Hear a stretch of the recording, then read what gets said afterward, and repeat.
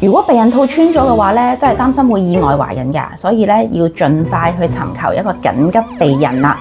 咁緊急避孕咧有兩大種方法嘅，第一個就係食所謂嘅事後丸啦，或者叫緊急避孕丸；另一個咧就係戴一個銅做嘅子宮環。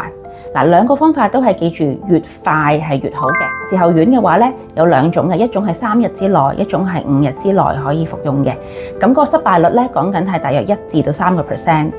咁好處就係食一粒藥，即係好似簡單啲啦。咁但係食完一粒藥之後咧，之後就唔能夠保護到你嘅啦。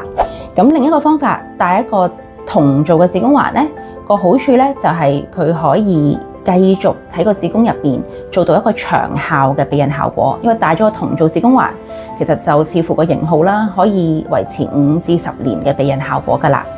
銅質嘅子宮環去做緊急避孕咧，其實失敗率咧係細過1%嘅，係一個最有效嘅緊急避孕方法嚟嘅。